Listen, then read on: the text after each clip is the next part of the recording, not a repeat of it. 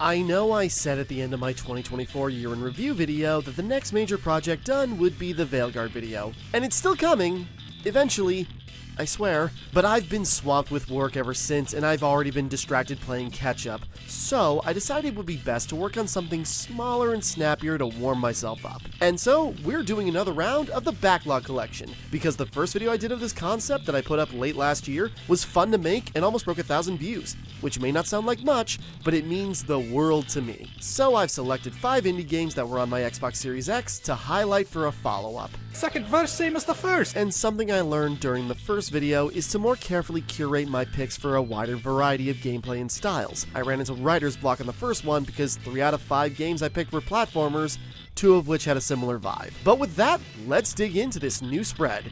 This is the Backlog Collection, Volume 2.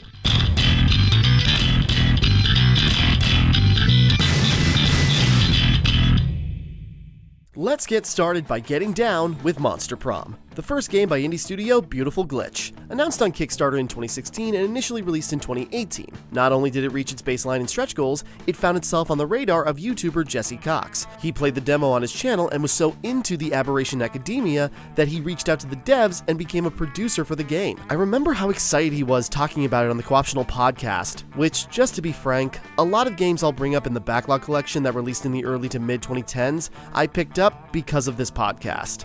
Rest in peace to John Total Biscuit Bain. The legacy and insanity of the show lives on with the Geekenders podcast. But back to Monster Prom. Jesse did loads of Monster Prom videos across its updates playing with other YouTubers that also got cast in the game. I never ended up watching those videos because I meant to play Monster Prom for myself. So let's check it out and see if I fall in love. You're a student at Spooky High School, and there's only a few weeks left until prom. So in that time, you go around campus as one of 4 playable monsters doing activities and having chance encounters with a selection of Hellacious Husbandos and wicked waifus. Will you be able to woo the monster of your nightmares when you ask them out on the day of the dance? Or will you get rejected so hard that no amount of self-acceptance will let you move on from it? Just like real prom. It's not just a cute gimmick that all your potential dates are riffs on cryptids and horror tropes. Oh no, this lot is deranged. These are, after all, literal monsters, but they are also figurative monsters who will sink to any depravity in a world where anomalies and atrocities are an on-the-hour occurrence. They're crass, rude, violent, greedy, and disgusting in different combinations and ratios, and I love them all so much. The absurdist and irreverent comedy consistently hit me hard, and the partial voice acting from the stellar cast sells all their perversions perfectly. From Miranda Vanderbilt, a ditzy princess of ancient merfolk royalty who will conquer your nation for slighting her, like even suggesting the idea that her aquatic servants deserve civil rights. Voiced by Christine Marie Cabanos of Kengan Ashura, Kill la Kill, and Danganronpa fame to name a few. Damien LeVay, the demon prince of hell who doesn't give a damn unless everything around him is on fire or exploding. So if they're not, he'll usually just light those fuses himself. Voiced by Nathan Nate Wants to Battle Sharp, who coincidentally voiced a character in Pinstripe, one of the subjects of my first Backlog video. Best girl Polly Geist, who does whatever she can to dance, drink, and dope up well after her early grave, and she'll drag everyone and anyone down with her without feeling the consequences since she's already dead. Played by Sarah Ann Williams, who voiced Mirai in Boruto and Tifa in Team 4 Star's Final Fantasy VII Abridged. Oh, sure, you can stay behind. And when I get back, I'm gonna shove my fist so far up your ass that everyone's gonna think, wow, that is the whiniest looking puppet I've ever seen! What the f? Shoulder deep! Cloud! And many more, so there's bound to be at least one reprobate that's right for you. But in order to win them over, you need to work on yourself, to be the best, worst you can be. Go to the gym and increase your charm by getting more fit and being inspiring to your teammates during a tough game. You'll be so charming that Miranda and the glitzy Gorgon Vera will have to swoon in your presence. Raving outside to practice your moves and become more outgoing and fun. Polly and Damien will gravitate you being the life of the party since they crash every party they can find. Actually, go to class because you're there to learn, right? Increase your smarts to help the hipster vampire Liam come up with new ways to be pretentious and snarky.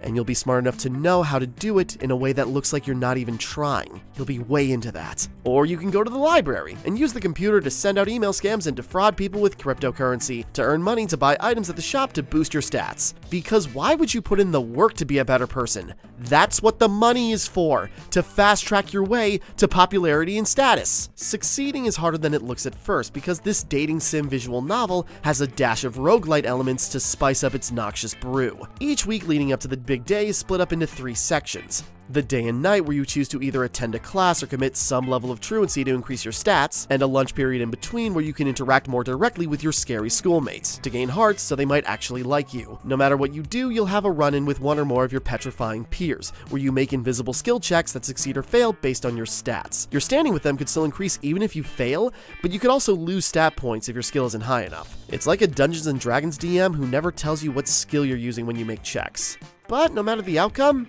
it's probably going to be funny. I wish there was a little more transparency with some of the information, like what stat you actually need to impress certain characters, and to see how many hearts you actually got with them.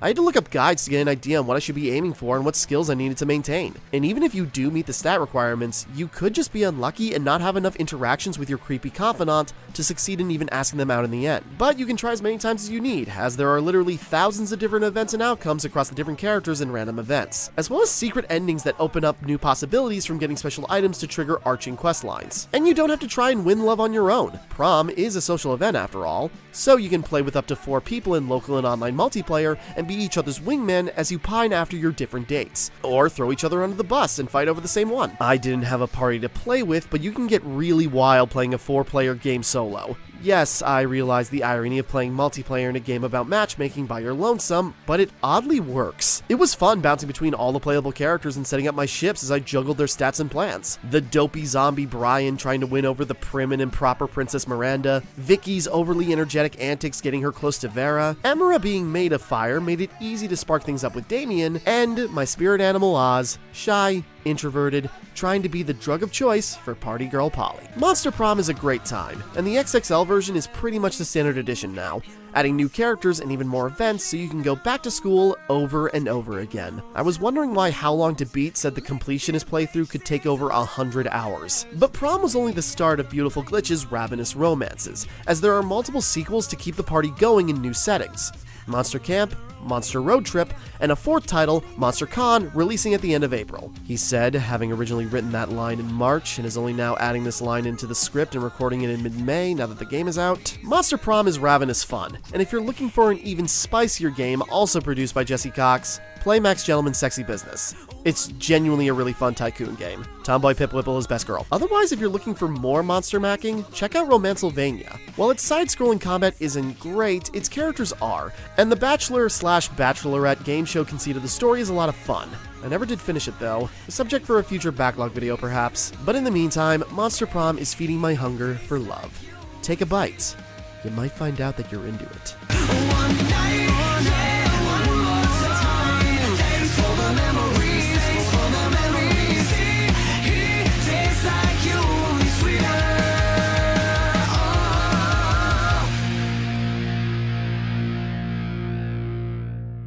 Hey, it's Tim for VO chiming in to say, thank you for watching.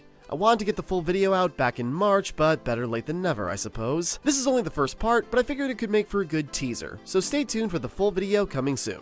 Talking about more fun and wacky indie games, ranging from a Legend of Zelda-style fraud simulator to a Metroidvania game played via pinball tables. I'm serious about both of those things. In the meantime, you can check out the other videos on my channel, including the first Backlog collection video. If you want or you're able, you can also support me on Patreon and Ko-fi. Links in the description. No matter what you do, thank you for watching. Hope you enjoyed. Like and subscribe and all that, and I hope to see you around.